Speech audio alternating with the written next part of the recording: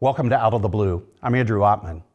Governor's School for the Arts, Tennessee's oldest and largest summer opportunity for select high school sophomores and juniors, returns to MTSU this month. We learned all about it from theater professor Katie Goodwin, the new director of the school.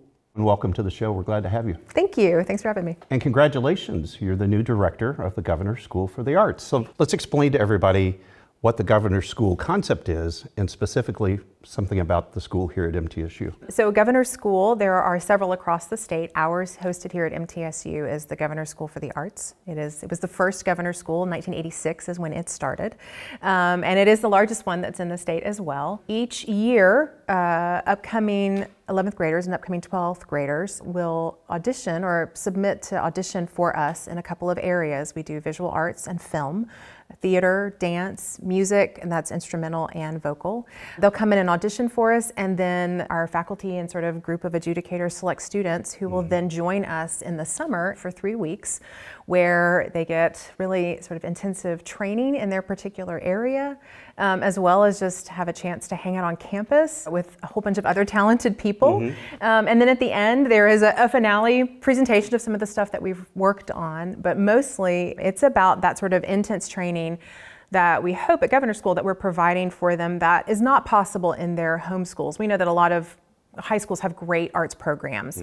And so not trying to replicate kind of what they are, but what is it that we can offer them that just sort of takes what the talent and experiences that they already have and kind of boosts it. And a lot of times, you know, this is the material that they then use to audition for colleges and things like that. It's a great summer. It's a great community.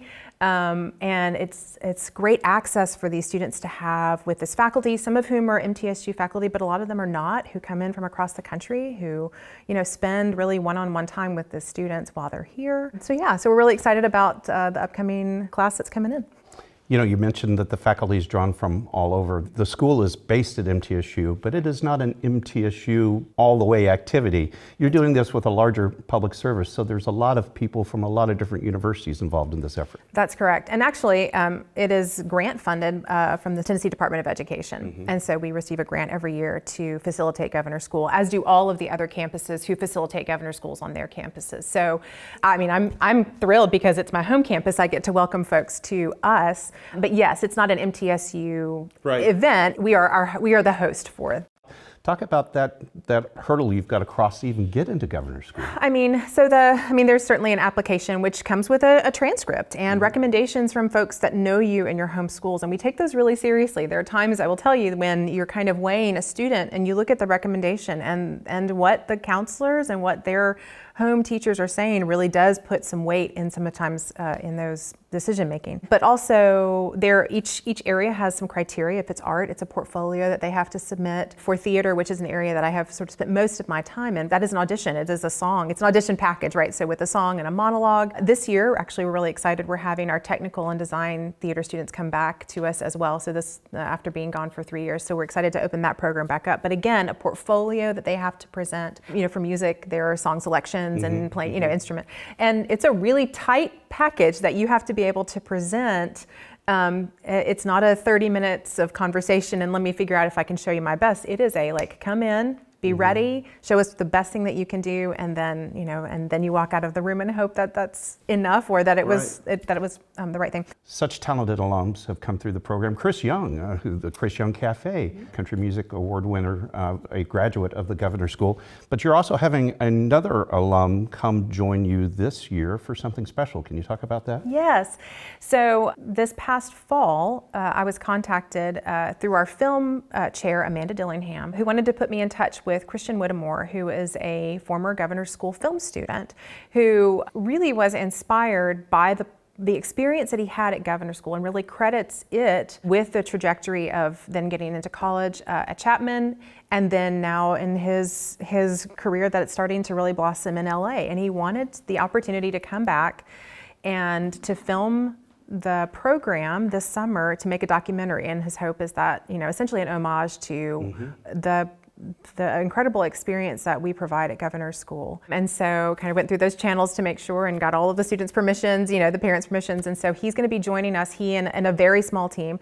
It was important to us to make sure that the filming doesn't does not hinder the experience of our students who are coming this summer, but he's going to come and film that, and then we'll create a documentary that he wants to then, of course, take to film festivals. We're thrilled to host him and looking forward to kind of whatever the finished product is, but I think it'll be really great. It's wonderful to hear that. So is there a public performance, a way that I could go see your finale?